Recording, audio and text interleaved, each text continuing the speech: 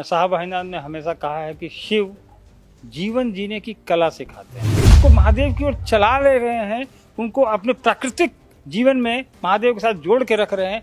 यही आपकी गुरु दक्षिणा है। आपको और लेने को क्या चाहिए? लेने के लिए बहुत जगह साहब ने कहा है कि जीवन में महादेव को उतार लो, उनके गुरु स्वरूप को उतार लो, तो महादेव को जब गुरु से बनाएंगे आप, तो महादेव अपने जैसा आपको बनाएंगे। राजधानी रांची के टाना भगत स्टेडियम में एक बहुत ही रोचक विषय पर चर्चा हो रही है।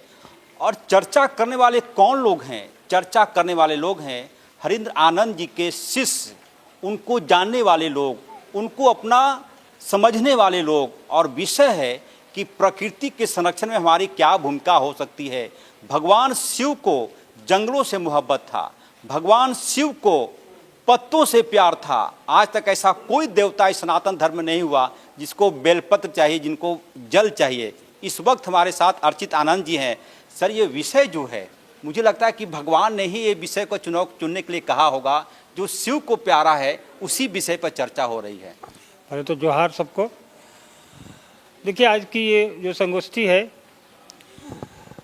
ये शिव जो पूरी सृष्टि के सबसे सनातन देवता हैं और जंगलों, पहाड़ों, नदियों, झरना, उसके बीच नहीं वो निवास करने वाले कैलाश के निवासी उनको कहा ही जाता है। तो प्रकृति का इन्होंने निर्माण भी किया है, प्रकृति का ये संरक्षण भी करते हैं, पोषण भी करते हैं, और हम लोग इनको अपना गुरु मानते हैं। साहब अहिंदानंद जी ने हमें बताया ये रास्ता कि शिव हमारे गुरु का भी काम करते हैं।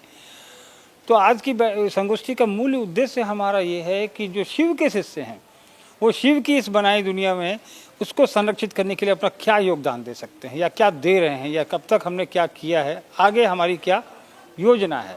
सर, 20-25 हजार लोगों की भीड़, मैं लोग नहीं बोलूँगा, शिव भक्तों की भीड़ है।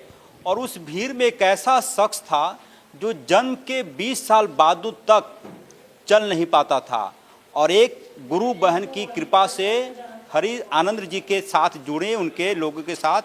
सर, मैंने पलामू के एक सज्जन से बातचीत की। जन्म के बाद से वो व्यक्ति चल नहीं पाता था, चलता था चक्कर आ जाता था। अभी वो सराटे से दौड़ पड़ता है, चलता है, फिरता है, सब कुछ है। शादी ब्याह हो गया, बच्चा हो गया। मैंने पूछा कैसे? बोला कि शिव को गुरु मानने के बाद ये संभव हुआ। ये जो शक्ति है, ये जो ताकत है। देखिए, साहब अहिंद ने हमेशा कहा है कि शिव जीवन जीने की कला सिखाते हैं। तो जीवन जीने की कला आप संसार में हैं तो आपको सीखनी ज़रूरी है, और वो कला, वो ज्ञान तो आपको गुरु ही देगा। जहाँ तक उस व्यक्ति का सवाल है, तो महादेव तो खुद वैद्यनाथ हैं। चमत्कार तो उनके हाथ का खेल है। वो जो ना आप सोचे ना हम सोचे, वो सोच के रखते हैं, और साहब ने उन्हीं के पास जाने का रास्ता दिखाया है।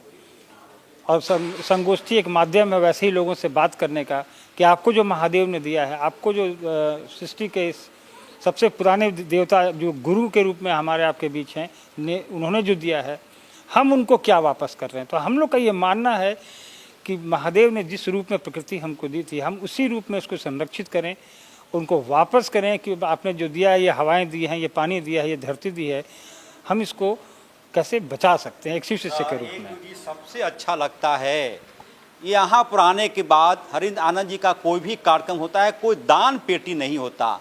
किसी से नहीं कहा जाता कि 1 किलो सेब लेकर आइए, 2 दर्जन केला लेकर आना है, अगरबत्ती लेकर आना है, बतासा लेकर आना है।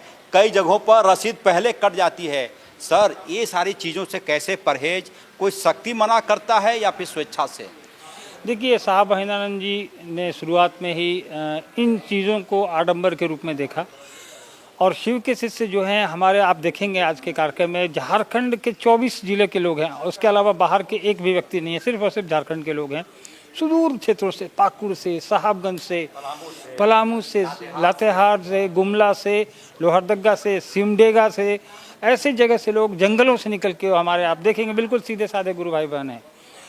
तो आप उनको महादेव की ओर चला ले रहे हैं, उनको अपने प्राकृतिक जीवन में महादेव के साथ जोड़ के रख रहे हैं। यही आपकी गुरु दक्षिणा है। आपको और लेने को क्या चाहिए? लेने के लिए बहुत जगह बची है। हर आदमी अपना काम कर रहा है, जीवन चला रहा है। ये एक माध्यम है लोगों को जोड़ने का। और जहाँ तक धन का सवाल है, उपयोगिता उसकी जितनी होती है उतना ही लिया जाता है, उससे ज़्यादा की कोई आवश्यकता नहीं है। सर, इस जमात को हमने देखा कि इस जो चर्चा हो रही है विषय में, कई ऐसे लोग थे जो कि आवाज़ आ रही है माइक पर पूरे जोर से, लेकिन स्वेच्छा से नींद आ जाती है। ये जो वातावरण है, ये जो माहौल है, ये जो पवित्रता है, कहा जाता है कि मजदूर सो जाते हैं ज़मीन पर अखबार बिछाकर, मजदूर कभी नींद की गोली नहीं खाते। ये चीज़ें मिलती है यहाँ। स्वाभाविक है। देखिए, जहाँ भी मन साफ होगा ना, आपकी मंशा सही होगी। आपकी मंशा यहाँ अपने गुरु की बात करने की है, आपकी मंशा यहाँ अपने गुरु भाइयों गुरु बहनों से मिलने की है, उनसे चर्चा करने की है। बिल्कुल स्वच्छ भाव से ये आए हैं। जहाँ दिल मिला वहाँ दिमाग का कोई इस्तेमाल नहीं होता, तो यहाँ दिल मिलाने की बात है। महादेव से तार जुड़ गया आपका, तो फिर शिव को गुरु मान के जीवन बेड़ा पार हो जाएगा। मैं आपके जो भक्त हैं उनसे कई सवाल पूछा। जब आप जय शिव, कहाँ से आए हैं, जय शिव, कितनी अवस्था है, क्या चाहते हैं, जय शिव।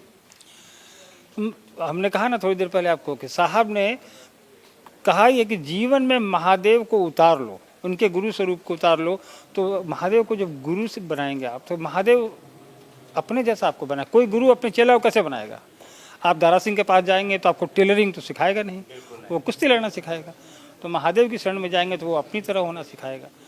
तो सवाल सर, एक छात्रा से मुलाकात हुई मेरी, वो बोली कि मैं कुछ साल पहले तक मानसिक तनाव में रहती थी, फिर शिव गुरु से जुड़ी, अब मैं टीचर हूँ किसी स्कूल में, और लगता है कि सब कुछ शिव ही चला रहे हैं।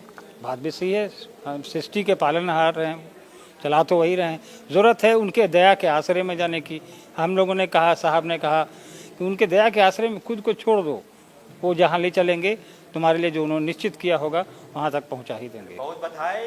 और शिव की भक्ति करनी है, कोई अगरबत्ती नहीं चाहिए, कोई हुमाद नहीं चाहिए, कोई जल नहीं चाहिए।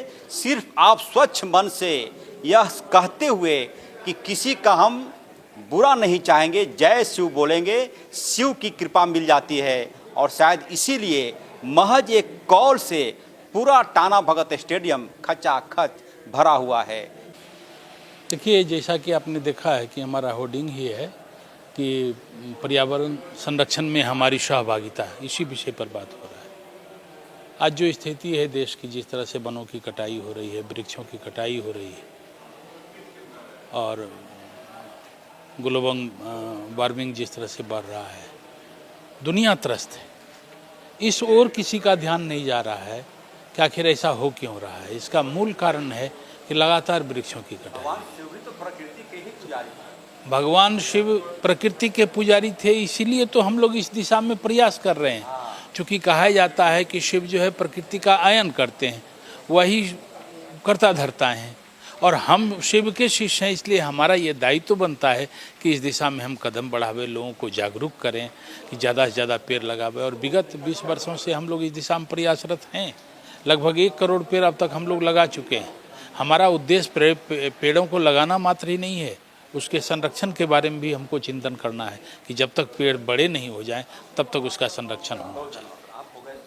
जी, आइए भैया, प्रकृति की पुजारी थे, जंगलों में रहना, पेड़ों से प्यार करना, जल जंगल, क्या कहोगे? देखिए, महादेव को तो हम लोगों ने अपना गुरु बना करके रखा है, तो हम लोग के लिए तो सब कुछ वही है। और आज हम सब यहाँ पे गुरु भाई गुरु बहन एकत्रित हुए हैं उन्हीं की बात करने के लिए, उन्हीं की चर्चा करने के लिए, है ना। तो बाकी और दीदी लोग से भी आप पूछ सकते हैं। क्या कहोगी? महादेव हमारे गुरु हैं और इन महादेव को सभी को अपने गुरु बनाना चाहिए। और यहाँ पे संरक्षण की बात चल रही है, तो हमें भी सबको लेके चलना है और साफ सुथरा पे भी ध्यान देना है, शिव को गुरु भी बनाना है। महादेव हमारे गुरु है, सबको अपना गुरु बनाना चाहिए उन्हें। महादेव शिव हमारे पहले तो भगवान थे, भगवान मानते थे, अब हम उनको गुरु मान चुके हैं और उनसे हम गुरु का सबका शिष्य भी बनाना चाहते हैं, और हम लोग शिष्य है ही। सहयोगी उमेश के साथ HNN 24/7 के लिए रांची से अजय लाल।